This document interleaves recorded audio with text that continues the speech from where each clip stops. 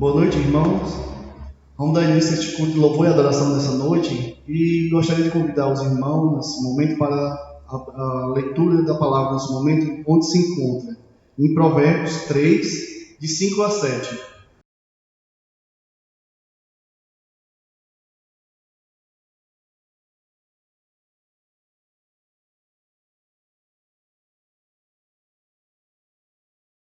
Assim diz a palavra do Senhor. Confia no Senhor de todo o teu coração e não te estribes. No teu próprio entendimento, reconhece-o em todos os teus caminhos, e ele endireitará as tuas veredas. Não sejas sábio aos seus próprios olhos. Teme ao Senhor e aparte-te do mal. Amém. Nesse instante, gostaria de convidar os irmãos para baixar sua fronte para um momento de confissão individual.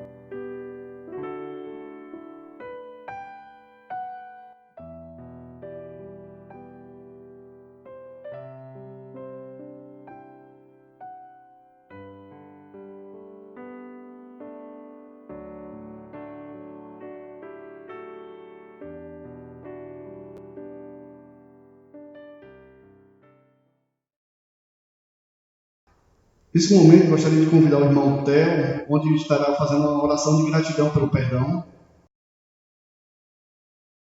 Santo Deus e eterno Pai, nós queremos, ó Deus, nesse instante, ó Deus, e ser grato, ó Pai, pela Tua bondade, pela Tua misericórdia, ó Deus, para conosco.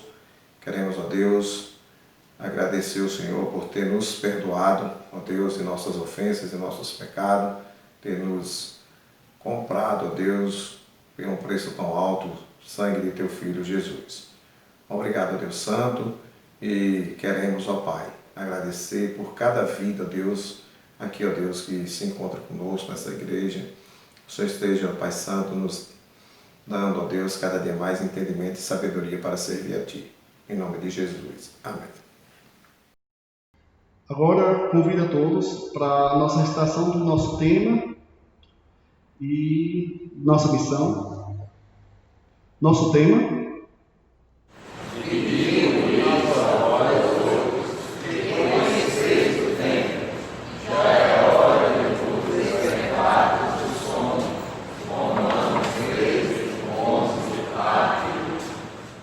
nossa missão: glorificar a Deus, edificar os salvos, sustentar os valores morais e espirituais do cristianismo e difundir a fé cristã. Agora convido os amados irmãos para o momento de louvor com o nosso hino oficial da igreja com o cantor cristão 176.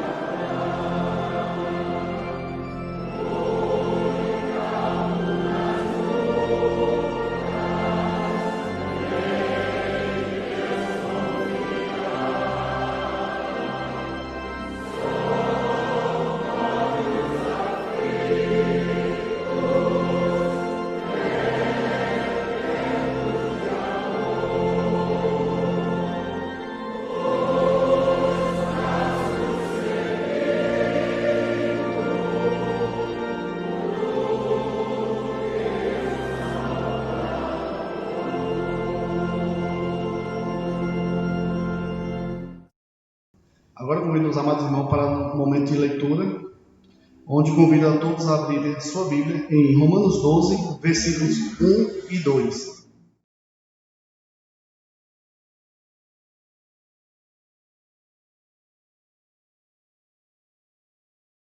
Assim diz a palavra do Senhor. Rogo-vos, pois, irmãos, pelas misericórdias de Deus, que apresenteis o vosso corpo por sacrifício vivo, santo e agradável a Deus, que é o vosso culto racional. E não vos conformeis com estes séculos, mas transformai-vos pela renovação da vossa mente, para que experimenteis qual seja a boa e agradável e perfeita vontade de Deus. Amém. E agora, os amados irmãos, convido para o nosso primeiro momento louvor com os hinos Cantor Cristão 478 e o Cantor Cristão 07.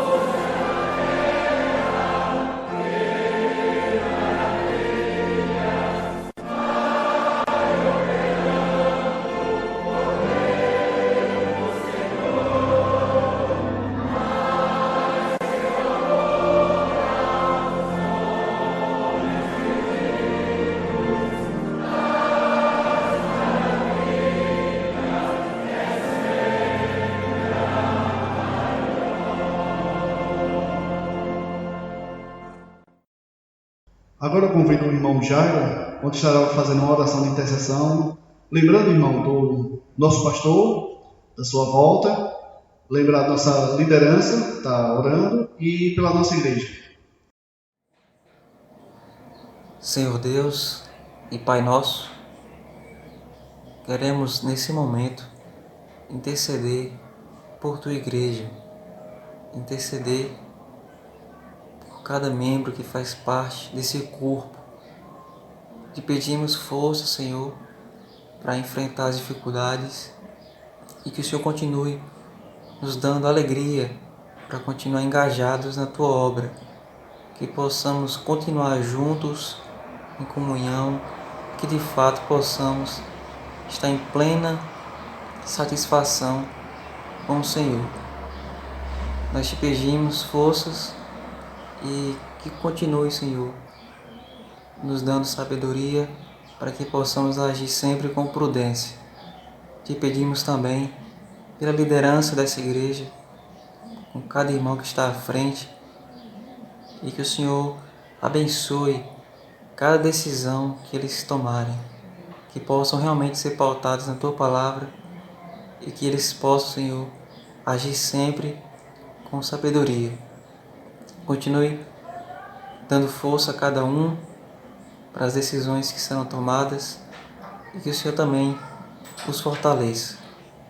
Te rogamos, Senhor, ainda pelo retorno do pastor Gemiro, para que ele possa, Senhor, continuar o seu ministério nessa igreja a qual ele pertence e faz parte.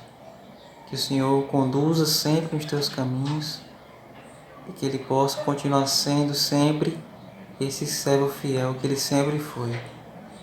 E assim nós te oramos e te rogamos agradecidos. Amém. Agora convido os amados irmãos para o nosso segundo momento de louvor, com o canto cristão Louvor, e logo após do hino, teremos um especial com o irmão Ornaldo e sua família.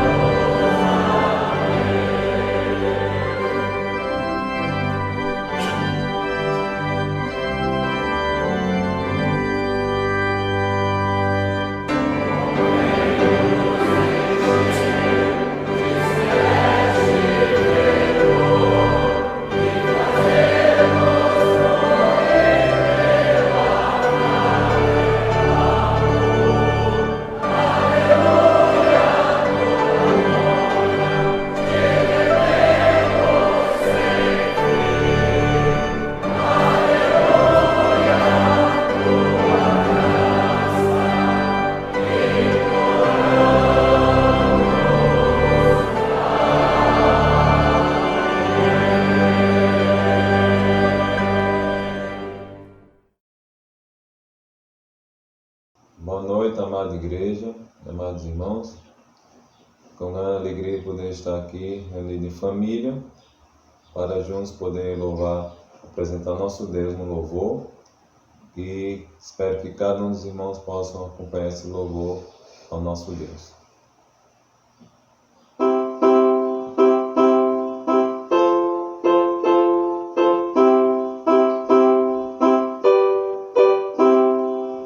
Bendita hora de oração, pois traz-nos paz ao coração e sobrepuja toda dor, trazendo auxílio do Senhor em tempos de perturbação, na dor maior, na tentação.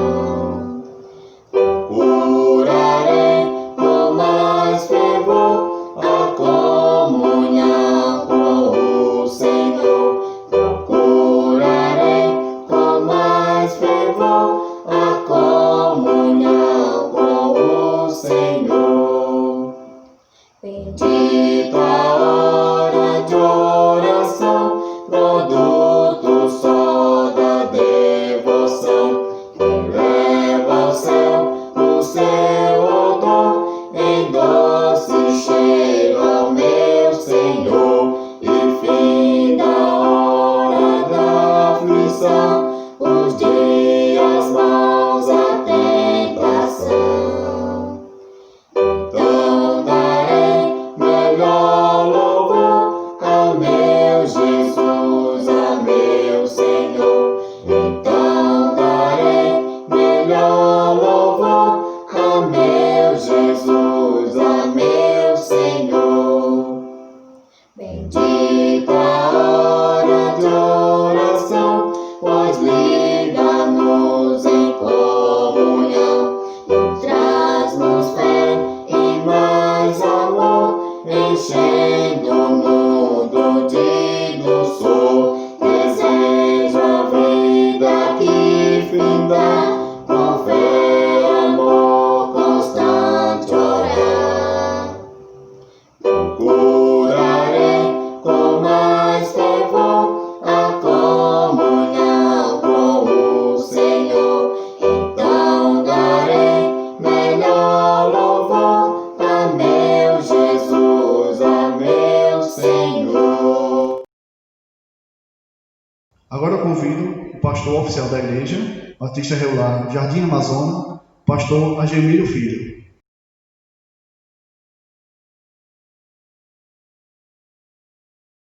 Muito boa noite, meus queridos irmãos.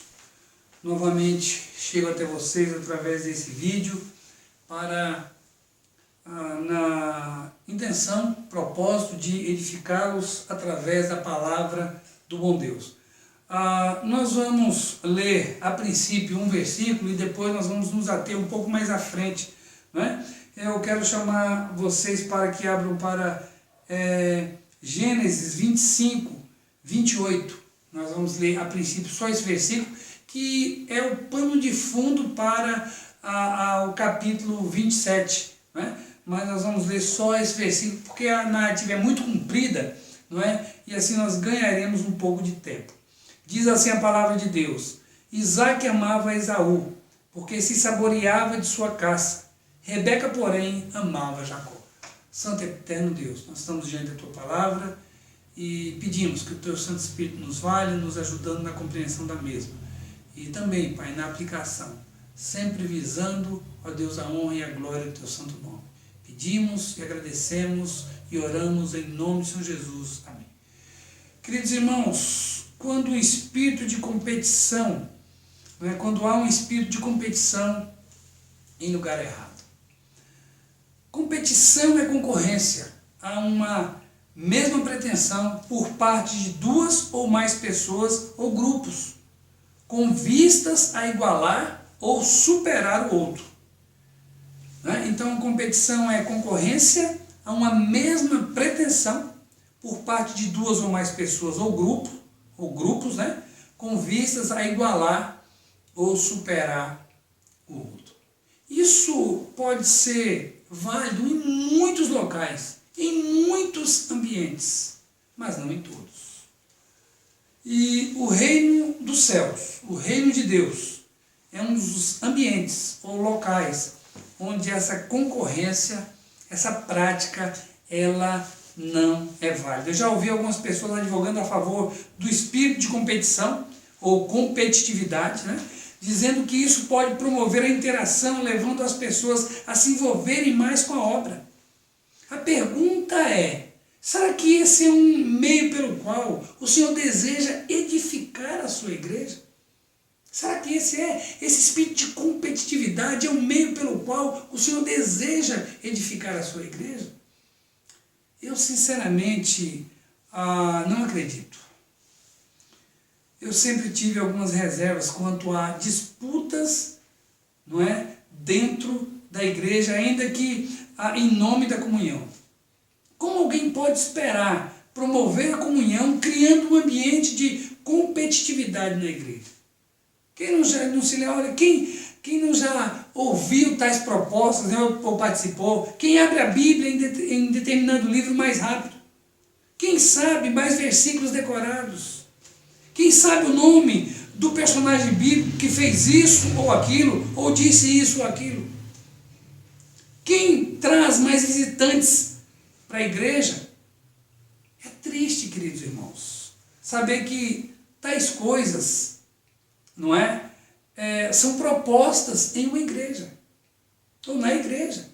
Pois nada contraria mais os ensinos do supremo dono, proprietário da igreja, que procurou banir tal espírito. Suscitaram também entre si uma discussão sobre qual deles parecia ser o maior. Mas Jesus lhes disse, os reis dos povos dominam sobre eles, e os que exercem autoridade são chamados benfeitores. Mas vós não sois assim. Pelo contrário, o maior entre vós será como o menor, e aquele que dirige seja como o que serve. Isso está em Lucas 22, 24 a 26. Eu acredito que o espírito de competição dentro de alguns ambientes errados, né? Dentro de alguns ambientes errados, é um FCQ. É um fator condicionado pela queda. Não é? É algo gerado pela queda. Não posso conceber a ideia de uma competição dentro da família ou do povo de Deus, não é? Que os quais devem ter como objetivo uma só coisa, não é? Ou um só objetivo, que é a glória de Deus. No entanto, a Bíblia está repleta de exemplos de pessoas que seguiram, não é, esse mundano caminho de competitividade. A Bíblia está repleta de exemplos de pessoas que seguiram esse caminho e arcaram com as consequências. Um exemplo disso pode ser visto, então, claramente na narrativa que nós vamos ler depois, não de vez, nem aos poucos, que é de Gênesis 27, a partir do versículo 1. Então nós vemos ali um espírito de competitividade, que não foi coibido, mas transferido de pai para filho e veio a trazer muitos males. E com isso em mente, eu quero pensar nessa noite com vocês sobre a ideia de que algumas coisas ruins são próprios de um ambiente onde existe espírito de competição. Algumas coisas são próprios de um ambiente onde existe espírito de competição. Quais coisas ruins são próprios de um espírito onde existe um espírito de competição? Você pode me perguntar. E eu diria que, olha, várias coisas, inúmeras coisas, são próprios de um ambiente onde existe um espírito de competição. E nessa noite eu queria discorrer com vocês sobre pelo menos 3 dessas coisas que são próprias de um ambiente, ou próprios de um ambiente onde existe um espírito de competição. Nós vamos novamente ler o versículo que nós lemos no início, não é, que eu falei que serve como pano de fundo, Gênesis 25, 28, Isaac amava a Esaú porque se saboreava de sua caça. Rebeca, porém, amava Jacó. Queridos, eu confesso que por muito tempo, eu não via problema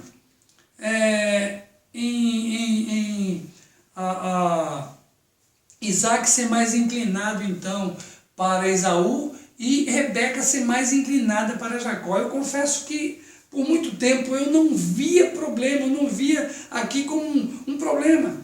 E até discordava de alguns que destacavam isso como um problema sério ali no seio daquela família.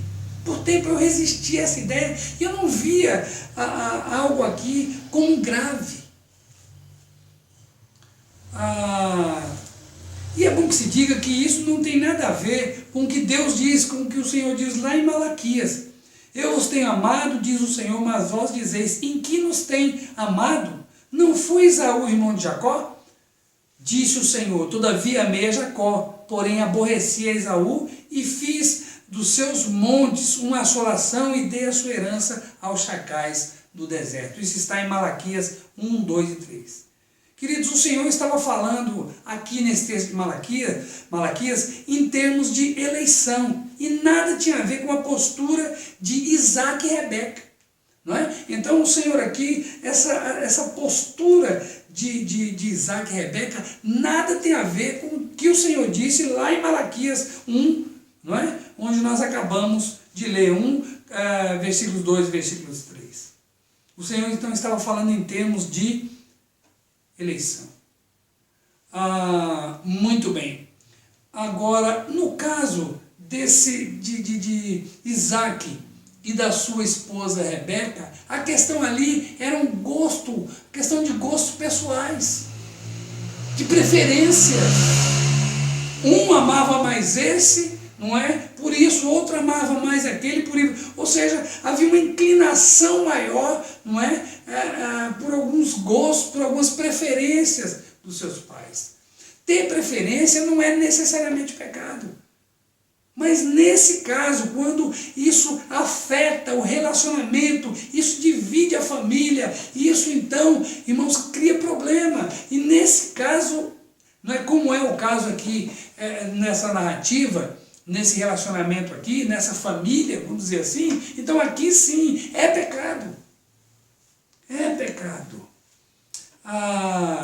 Porque o que nós vemos envolvido aqui são preferências, são coisas pessoais, são coisas menores, que não devem prevalecer no seio de uma família, muito menos, não é? Uma família menor que a família e numa família maior que a igreja. Isso não pode, não deve prevalecer. Como eu disse, é óbvio que o gosto de Isaac e Jacó, o gosto de Isaac, o gosto de Isaac e Rebeca não eram necessariamente pecado. Mas quando deixaram isso influenciar a relação deles com os filhos, se tornou pecado. Tanto Isaac quanto Rebeca sabiam que o direito de primogenitura seria do mais moço dos gêmeos. Isso está em Gênesis 25, 23. Se a vontade ou determinação de Deus fosse de fato considerada, creio que muitas coisas ruins poderiam ter sido evitadas. Pensando em deixar essa ideia um pouco mais clara, deixe-me citar um versículo que Paulo diz, por demais conhecido, pois quando alguém alega, eu sou de Paulo ou eu sou eu sou de Apolo, não estáis agindo absolutamente segundo os padrões dos homens? Quem é Apolo? Quem é, portanto, Apolo? E quem é Paulo? Servos, por intermédio dos quais viestes a crer. E isso conforme o ministério que o Senhor concedeu a cada um. Isso está em 1 Coríntios 3, 4 e 5. Agora, precisamos tomar cuidado com a aplicação errada desse texto. Alguns poderiam pensar que o texto sugere que não devemos ficar, não é? Que não devemos ficar em cima do muro, não é? Que podemos ficar em cima do muro, nos negando a optar, não é? Que sempre podemos ficar buscar uma neutralidade, que sempre podemos, então, de certa maneira, ficar em cima do muro. Porque, olha, eu não sou de Paulo, eu não sou de Apolo, eu não sou de Cefas, não é? E tinha outro grupo, outra facção, vamos dizer assim, não é? Eu não sou do grupo que diz que é de Jesus Cristo, eu não sou de grupo nenhum. Não é? Então alguém pode pegar esse versículo, não é? E pode fazer uma aplicação errada, tá vendo? Dizendo, olha, então quando eu ver certas coisas eu tenho que buscar neutralidade, não é? Então fazendo uma aplicação errada. Às vezes realmente, irmãos, não temos lado para optar, como evidentemente acontecia na igreja de Corinto, não é? Cada divisão ali, cada um estava buscando seus próprios interesses, não é? Cada divisão ali era feita por preferências, não é? Não havia nada de efetivo naquelas opções ali, vamos dizer, não é? Quando se dizia eu sou desse ou daquele, era simplesmente por gosto. Quem sabe Apolo era mais eloquente que Paulo, né? E enfim, olha Cefas, olha então, a grande questão ali eram coisas menores e às vezes realmente não temos lado para optar, como evidentemente estava acontecendo na igreja de Corinto. Mas isso não é uma regra. Por vezes, o povo de Deus foi desafiado a ficar de um lado ou de outro. Então Elias se chegou a todo o povo e disse, até quando cocheareis entre dois pensamentos? Se o Senhor é Deus, seguiu, se Baal, seguiu. Porém o povo nada respondeu. 1 Reis 18, 21. Então ali, não é?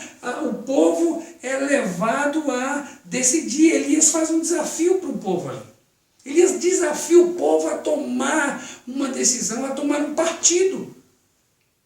Veja que já é totalmente diferente do texto ou do que acontecia na igreja de Corinto, onde tomar partido era errado, não é? Porque todos estavam errados. Aqui não. Aqui Elias desafia o povo a tomar um partido, a tomar uma decisão, a seguir um lado, a optar. Pôs-se em pé à entrada do arraial e disse, quem é do Senhor? Vem a mim. Ao que se ajuntaram a todos os filhos, a ele, todos os filhos de Levi. Êxodo 32, 26. Quem é do Senhor? Venha a mim. Quem é do Senhor? Dê um passo à frente. Decisão. Era preciso tomar uma atitude, não é? Não cabia aqui a neutralidade ou a tentativa de se esquivar de uma decisão. Será que alguém acredita que nesses dois casos o povo podia ficar neutro, sem com isso estar pecando contra o Senhor? Não é? Nos dois casos citados aqui, não é? Lá nos dois casos, um envolvendo Moisés e o outro caso aqui envolvendo então Elias, será que nesses dois casos alguém pode pensar, olha, a neutralidade aqui era cabida? Não é? Obviamente que não. No entanto, uma coisa é nos postarmos do lado da verdade e outra é fomentarmos disputas carnais e escolhermos então lados. Quando não existem lados a serem escolhidos, como foi no caso do problema que aconteceu em Corinto, tudo bem, não é? Então, escolher lados, não é? Então é errado. Mas nem sempre é assim. Muitas vezes é a verdade que está em jogo, como nos dois casos, tanto de Moisés quanto no caso de Elias. E assim a neutralidade é pecado. Não é? Então, irmãos, aqui o que nós vemos é uma competitividade. Não é? Nós vemos aqui tanto Isaac quanto Rebeca aqui, essa competitividade, olha, optando por lados, por preferências pessoais, mesmo sendo pai, sendo mãe, mas estavam inclinados mais para um filho, por algumas características que esse tinha, por algumas características que aquele outro tinha. Então, queridos, essa é a primeira coisa ruim que é próprio de um ambiente onde existe um espírito de competição. É o partidarismo. Lembrando, há uma diferença entre, muitas vezes, precisarmos tomar partido por amor à verdade não é? E muitas vezes deixar que as razões menores ou os interesses menores prevaleçam, a carnalidade então, não é? E ou tomarmos partidos por isso, baseado nisso, ou então, não é? Pelo mesmo motivo, não é? Buscarmos então ficar neutros. Mas, com isso em mente, a segunda coisa ruim, que é próprio de um ambiente onde existe um espírito de competição, nos versículos 27, capítulo 27, de 1 a 16. E dessa feita nós vamos ler até o 16. Tendo-se envelhecido Isaque e já não podendo ver, porque os olhos lhe enfraqueciam, chamou a Esaú seu filho mais velho e lhe disse: meu filho. Respondeu ele: eis-me aqui. Disse-lhe o pai: estou velho e não sei o dia da minha morte. Agora, pois, toma as tuas armas e a tua aljava e o teu arco, sai ao campo e apanha para mim alguma caça, e faze como comida saborosa, como eu aprecio, e traze-me para que eu coma e te abençoe antes que eu morra. Rebeca estava escutando quando Isaque falava com Esaú, seu filho, e foi-se Esaú ao campo para apanhar a caça e trazê-la. Então disse Rebeca a Jacó, seu filho: ouvi teu pai falar com Esaú, teu irmão, assim: traze a caça e faz-me uma comida saborosa para que eu coma e te abençoe diante do Senhor antes que eu morra. Agora, pois, meu filho, atenda minhas palavras com que te ordeno. Vai ao rebanho e traz-me dos bons cabritos deles. Farei uma saborosa comida para teu pai, como ele aprecia. Levá-lo-ás a teu pai para que a coma e te abençoe antes que morra. Disse Jacó a Rebeca, sua mãe: Esaú, meu irmão, é homem cabeludo e eu, homem liso.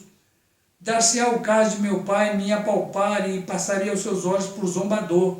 Trarei sobre mim maldição e não bênção. Respondeu-lhe a mãe: caia sobre mim essa maldição, meu filho. Atende somente o que eu te digo e vai e traze-nos. Ele foi e tomou-os e os trouxe à sua mãe, que fez uma saborosa comida, como o pai dele apreciava. Depois tomou Rebeca a melhor roupa de Esaú, seu filho mais velho, roupa que tinha consigo em casa, e vestiu a Jacó, filho mais novo. Com a pele dos cabritos, cobriu-lhe as mãos e a lisura do pescoço. Queridos, pensando nesses versículos que nós lemos, eu quero dizer que a segunda coisa ruim, que é próprio de um ambiente onde existe um espírito de competição, é o oportunismo.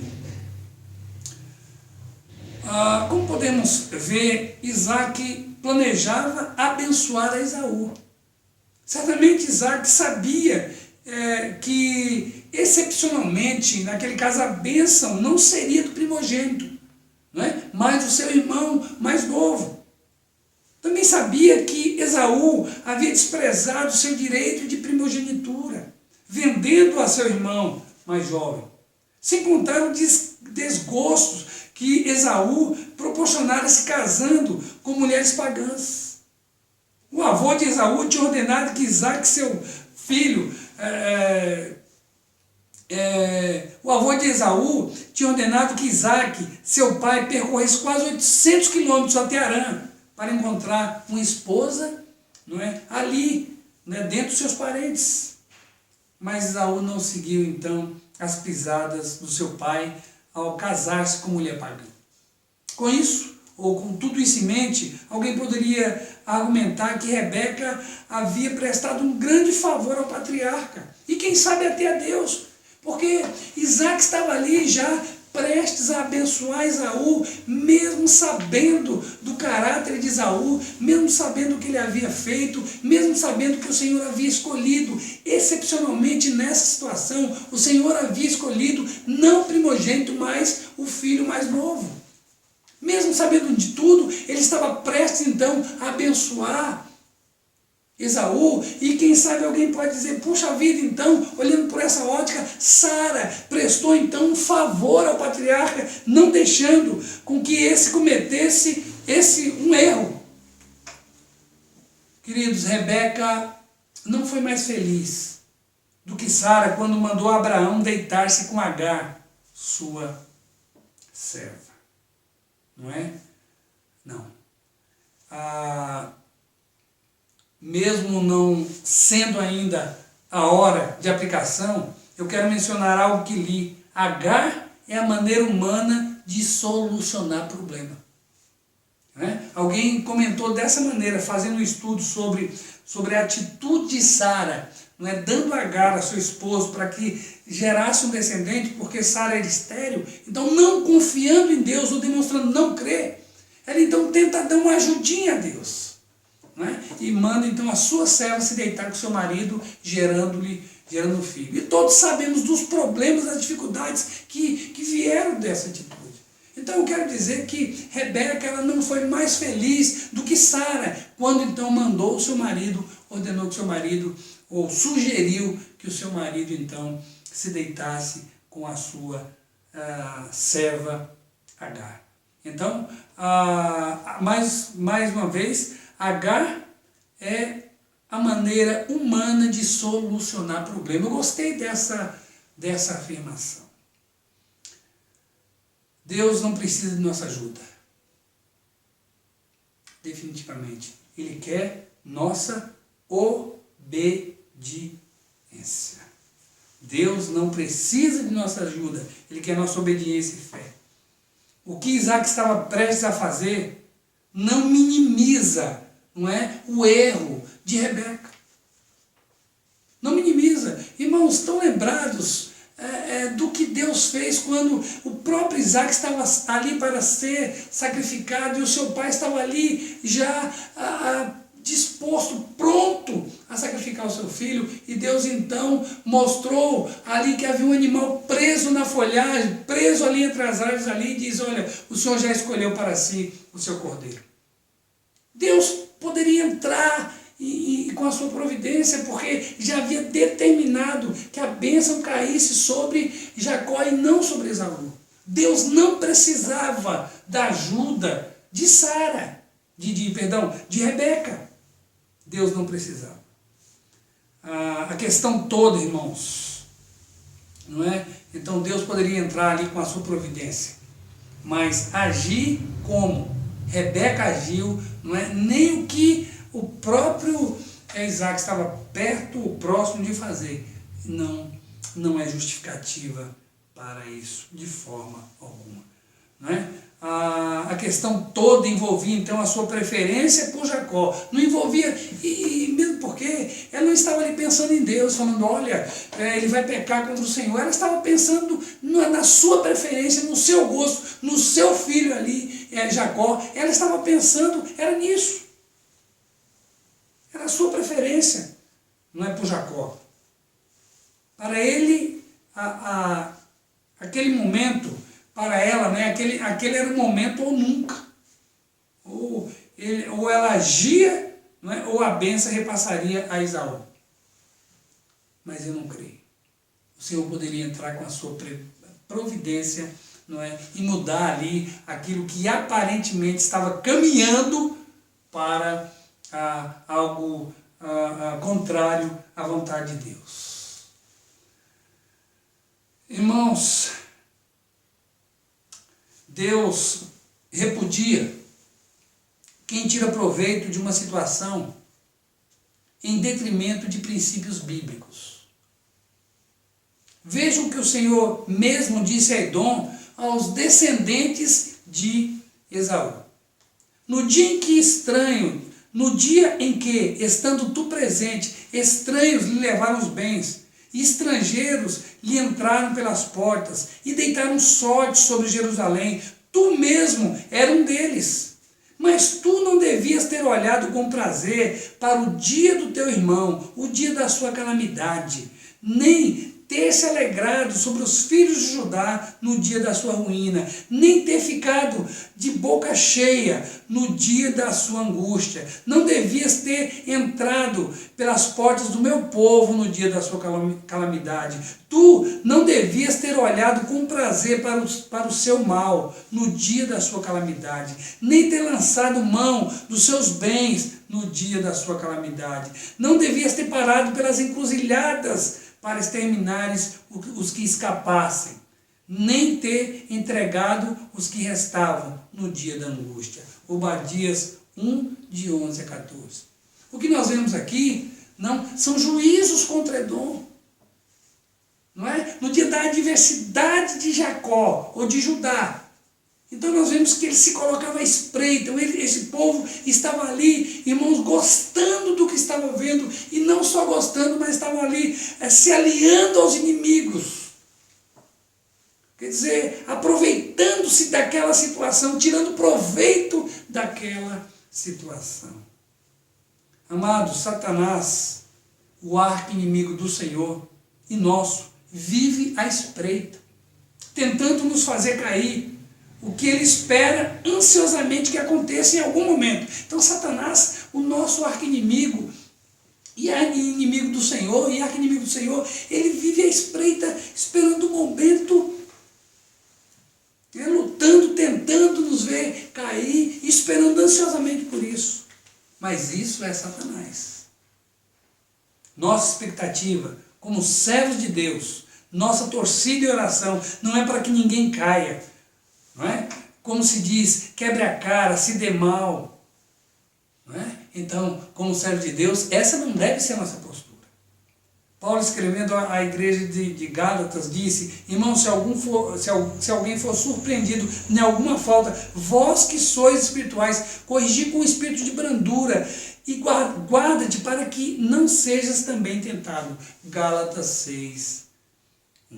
Quer dizer, se alguém for pego com a boca na botija, ou for flagrado em algum pecado, ao invés de folgar com isso, o verdadeiro cristão devia entristecer-se, prontificar a ajudar. Afinal de contas, o justo não se regozija com a injustiça, mas regozija-se com a verdade. 1 Coríntios 13, 6.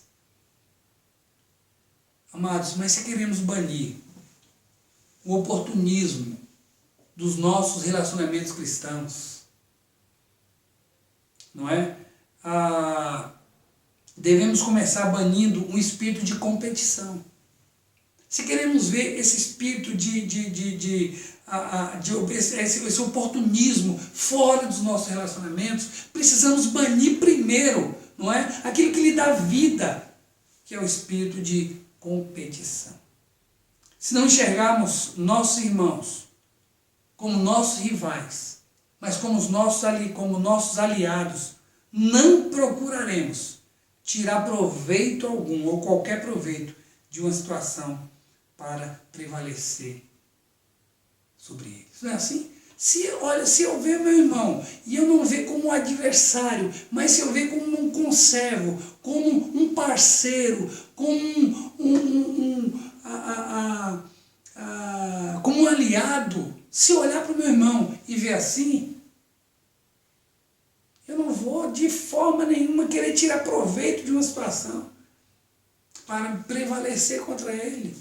Eu vou lhe estender a mão, eu vou querer o levantar, eu vou querer que ele siga comigo, eu vou lhe estender a mão. E não o contrário. Mas quando o espírito de competição, de competitividade, ele prevalece, eu vou sempre olhar as pessoas como rivais, não é? Ou como adversários, não é? E aí sim, como adversários, eu preciso prevalecer sobre ele. Irmãos, para mim é chocante. Já pensou? O povo, alguns que conseguiam escapar do cerco inimigo, e ali estava Edom, ao invés de... Não, olha, eles ajudavam, eles davam o que chamamos de golpe de misericórdia. Oportunistas. Sara foi uma oportunista.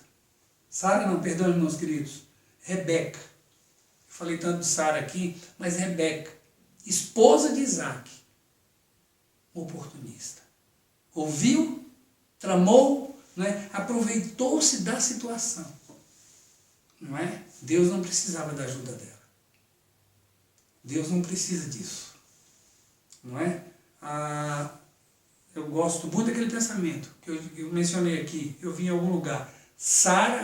Agar é a maneira humana de resolver problemas. Queridos, mas a terceira coisa ruim, que é próprio de um ambiente onde existe um espírito de competição, nos versículos do versículo 27, capítulo 27, versículos de 36 a 41. De 36 a 41 diz assim: disse Esaú, não é com razão que se chama Jacó, pois já 2 vezes me enganou, tirou-me o direito de primogenitura e agora usurpa a bênção, que é minha.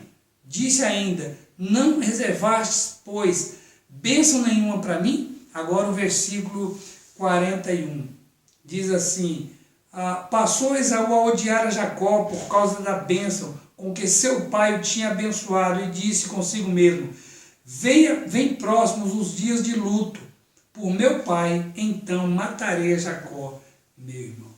A terceira coisa ruim, que é próprio de um ambiente onde existe um espírito de competição, é o revanchismo.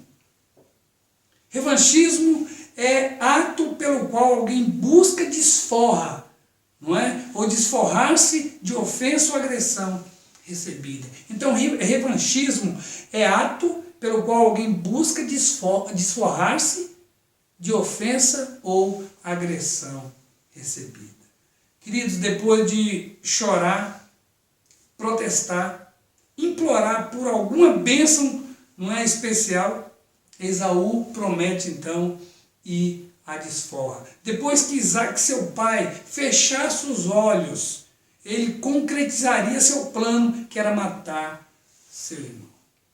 Rebeca, conhecendo Esaú, sabendo que ele era capaz de atentar contra a vida de Jacó, e por isso manda Jacó para longe dali. Essa altura alguém poderia objetar, mas Esaú não matou Jacó, não matou externamente, mas internamente matou. Não é? Internamente o fez, quando alimentou aquele ódio, não é? Quando jurou aquela vingança, não é? Quando expressou esse revanchismo. Os edomitas, não é? Depois a gente pode ver a história, que os edomitas, os descendentes de Esaú, não é? Eles se estabeleceram num território que ficava ao sul da Palestina e da Transjordânia. O reino de Edom fazia fronteiras com o deserto da Judéia e com o Mar Morto, não é? Com a península do Sinai, com o deserto sírio e com o golfo da Ácaba. Essa mesma região também era chamada de Monte Seir. Os edomitas eram retratados na Bíblia como opositores do povo de Deus, do povo de Israel. Apesar de serem povos irmãos, não é? Os edomitas se ocupavam se mostravam hostis com os israelitas.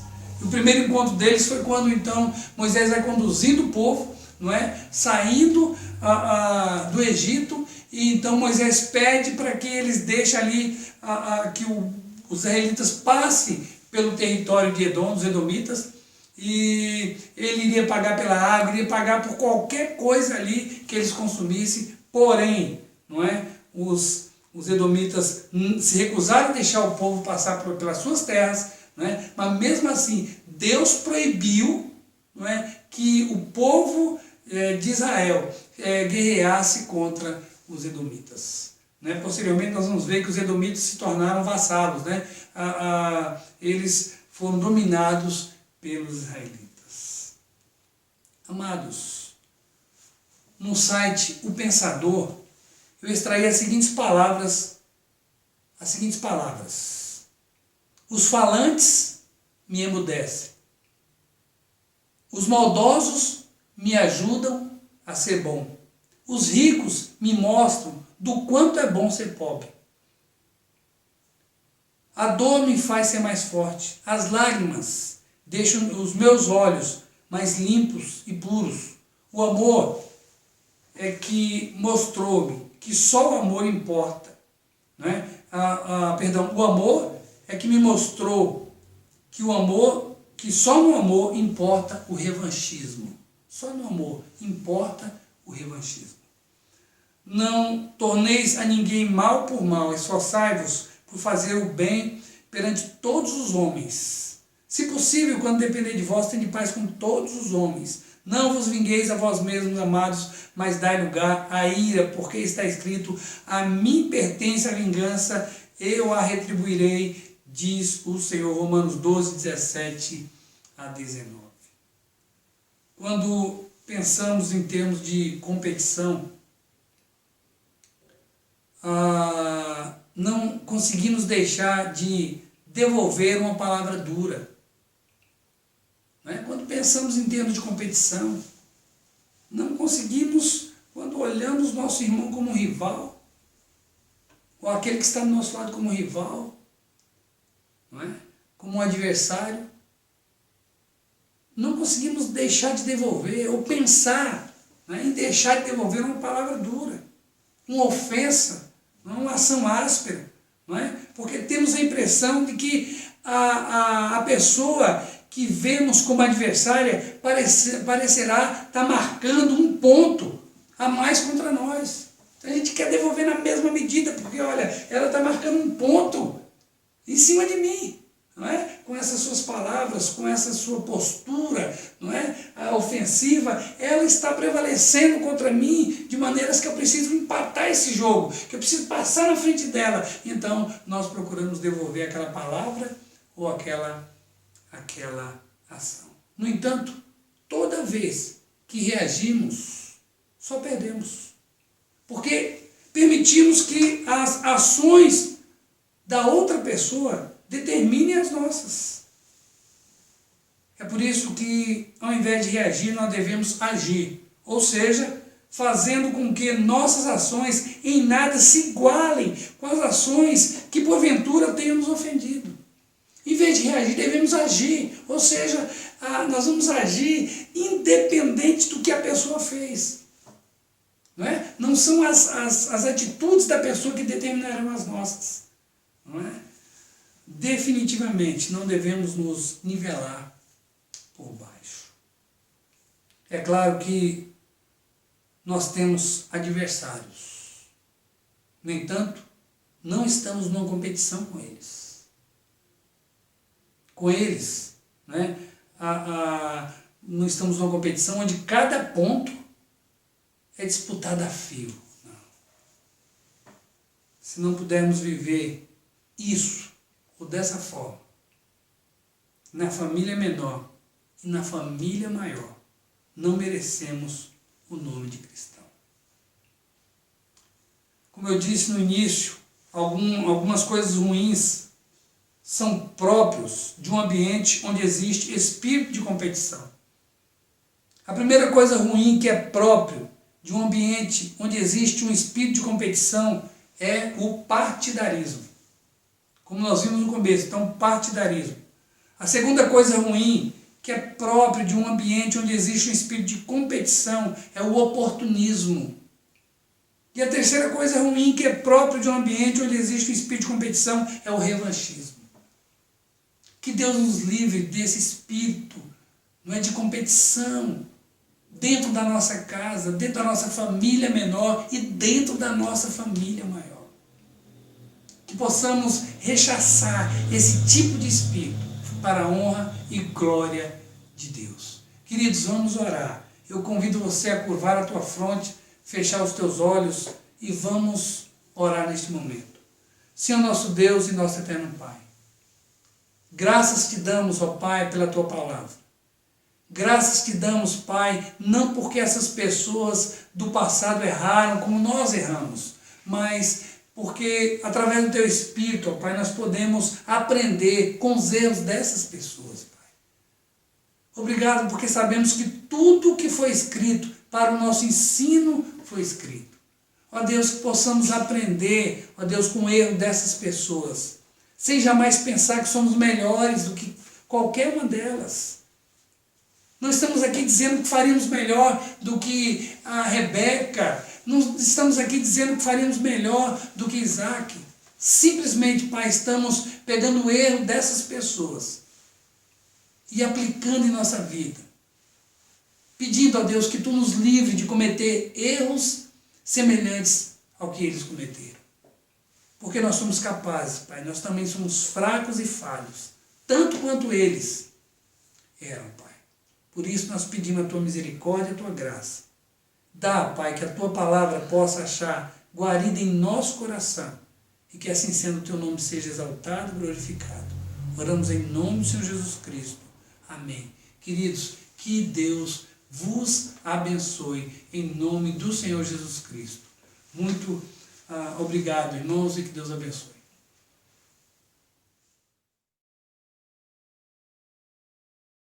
Agora teremos mais um louvor musical nesse instante. Logo após teremos a bênção pastoral e o seu tríplice amém. E está encerrada a programação dessa noite. Amém.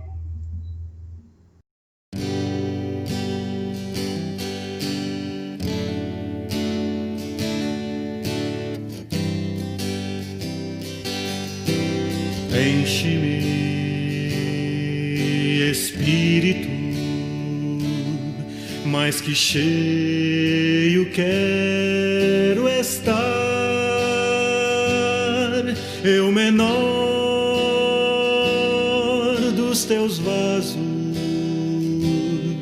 posso muito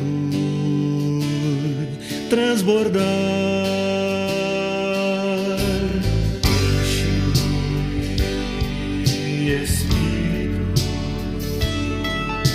Mais que cheio quero estar, eu menor dos teus vasos, posso muito transbordar. Oh, dá-me falar cada dia com salmos e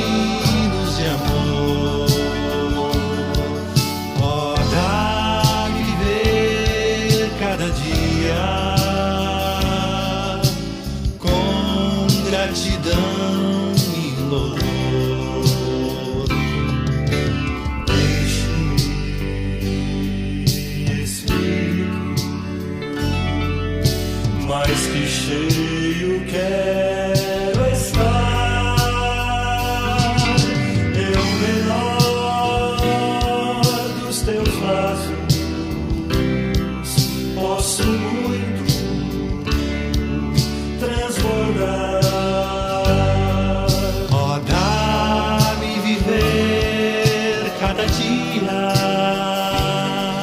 Com sobriedade e temor, em sujeição uns aos outros, como convém no Senhor. Enche-me, Espírito, mais que cheio quero estar, eu menor dos teus vasos, posso muito transbordar.